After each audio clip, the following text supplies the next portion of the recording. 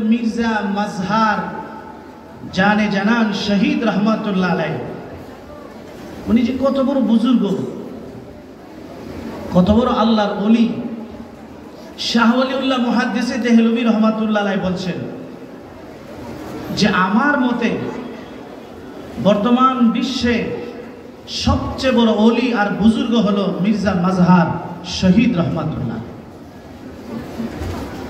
ওনার ইন্তেকালের সময় ওনার মুরিদের কাছে একটা ডায়েরি দিয়ে গেছিল আর বলছিল আমার মৃত্যুর পরে ডায়েরিটা খুলবা। মৃত্যুর পরে ডায়েরিটা খোলার পরে দেখে সবখানে খালি সাদা পাতা, কোনো লেখা নাই, কিছু নাই। একেবারে মধ্যখানে মাঝখানে এক জায়গায় যায় দেখে একটা লাইন লেখা। সেই লাইনটা ছিল মির্জা মাজহার জানে জানান শহীদ रहमतुल्लाह लिखे, लोग कहते हैं कि मिर्जा मजहर मर गई, दर हकीकत वो अपना घर गई। মানুষ বলে মির্জা মাজহার মারা গিয়েছে, ইন্তেকাল করেছে, আসলে তো সে তার ঘরে ফিরে গিয়েছে। আমরা তো একজন আরেকজনের মৃত্যুর পরে বলি অমুক মারা গেছে, অমুক নাই, অমুক চলে গেছে। আসলে মারা গিয়েছে, চলে গিয়েছে, সে কোথায় গেছে বলেন? তার আসল ঘরে গেছে।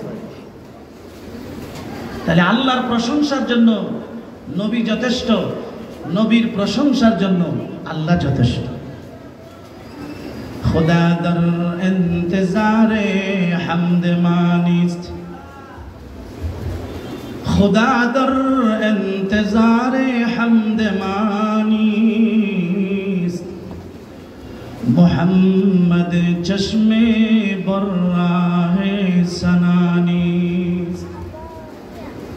আমরার মতো মানুষ অদমে, আমরার প্রশংসার আল্লাহর কোনো দরকার আছে? অপেক্ষা, আল্লাহ অপেক্ষায় আছে।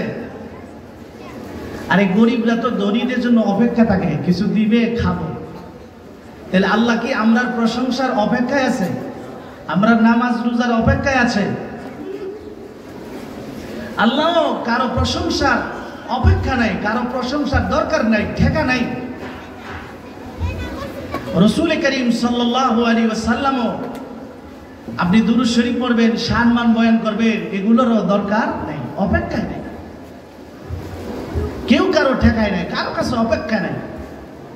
সুবহানাল্লাহ। খুদা মদহে আফরিনে মুস্তাফা বাস, খুদা মদহে আফরিনে মুস্তাফা বাস, মোহাম্মদ হামিদে হামদে খুদা বাস। সুবহানাল্লাহ। আল্লাহর প্রশংসার জন্য, নবীর প্রশংসার জন্য আল্লাহ যথেষ্ট, আল্লাহর প্রশংসার জন্য নবী যথেষ্ট। সুবহানাল্লাহ। আপনারা যদি একটা মিছিল না দেন 12 রবিউল আউয়ালে, নবীর শান কমে যাবে? কথা বলেন না, কমে যাবে না? আরো নবীর কাছে হাসরের ময়দানে লজ্জিত হতে হবে। জোরে এখন ঠিক না বেটি? তাহলে নবীর প্রশংসার জন্য আল্লাহ যথেষ্ট, আল্লাহর প্রশংসার জন্য নবী যথেষ্ট। সুবহানাল্লাহ। তাহলে আমরার কাম কি?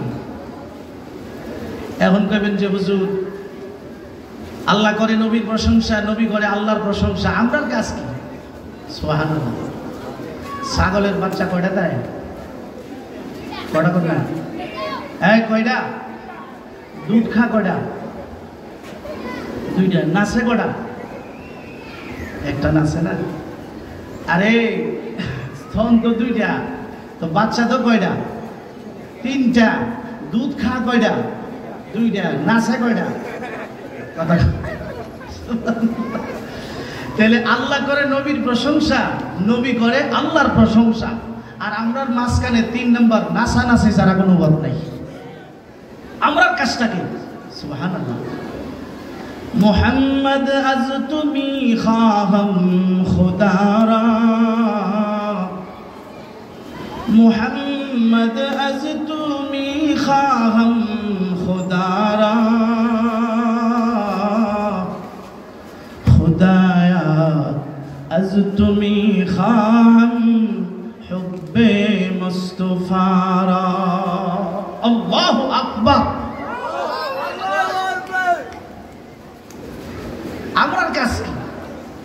আমরা আল্লাহকে বলবো আল্লাহ, আমরা আপনার কাছে আপনার হাবিবের ভালোবাসা চাই। আর রাসূলকে বলবো, ওগো নবীজি আপনার আদর্শ মেনে আমরা আল্লাহর নৈকট্য, সান্নিধ্য, ভালোবাসা চাই। তাহলে আমরা আল্লাহকে চাইবো রাসূলের কাছে, আর রাসূলকে চাইবো আল্লাহর কাছে। সুবহানাল্লাহ। এই জন্য রাসূল করিম সাল্লাল্লাহু আলাইহি ওয়াসাল্লাম আমাদের কাছে তিনটা জিনিস পাওনা। এক নাম্বার হলো আজমত, রাসূলকে সর্বোচ্চ সম্মান করতে হবে। আল্লাহর উপরে না নিচে?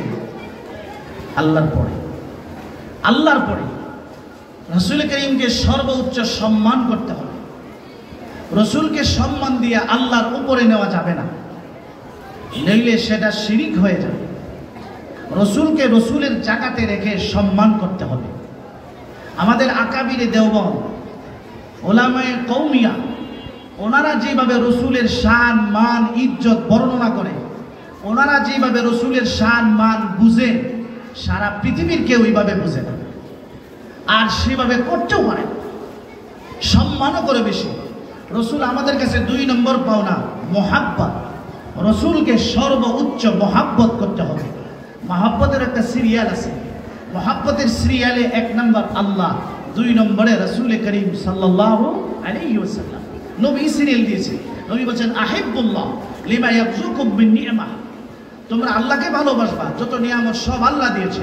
ও আহিব্বুনি লিহুব্বিল্লাহ, তোমরা আমাকেও ভালোবাসবা যেহেতু তোমরা আল্লাহকে ভালোবাসো, আর আল্লাহ আমাকে রাসূল বানায় পাঠাইছে, এজন্য আমাকেও ভালোবাসবা।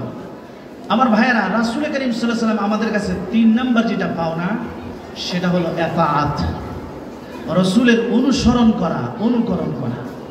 আমাদের সমাজে সম্মান করনেওয়ালাও আছে, মহাব্বত করনেওয়ালা আছে, সম্মান দেখা যায় না। সম্মানটা দেখা যায়, সম্মান এটা দেখা যায় না। অনেক সময় সামনে সামনে সালাম দিছে কিন্তু ভিতরে দুশ্মনী। সম্মান দেখা যায় না, মহাব্বত দেখা যায় না, কিন্তু বোঝা যাইতে হয়। বোঝা যাবে কিভাবে? যারা রাসূলকে অনুসরণ করে, রাসূলের আদর্শ মানে প্রকৃত পক্ষে তারাই রাসূলকে মহাব্বত করে, তারাই রাসূলকে সম্মান করে। যেই লোক মুখে বলে আমি রাসূলকে মহাব্বত করি, আর সে দাড়ি রাখে না, আসলে সে বাস্তবে নবীকে মহাব্বত করে না। যেই লোক মুখে বলে রাসূলকে আমি সম্মান করি, কিন্তু 5 ওয়াক্ত নামাজ পড়ে না, তাহলে বোঝা গেল সে প্রকৃত পক্ষে নবীকে সম্মান করে না। এই জন্য সব কিছুর মূল আসল হইল নবীর অনুসরণ করা, নবীর আদর্শ গ্রহণ করা। এটার নামই হলো সিরাতুন নবী। জোরে বলেন ঠিক না বেঠিক? আল্লাহ আমরা নবীর সিরাতের উপরে চলার তৌফিক দেন। জোরে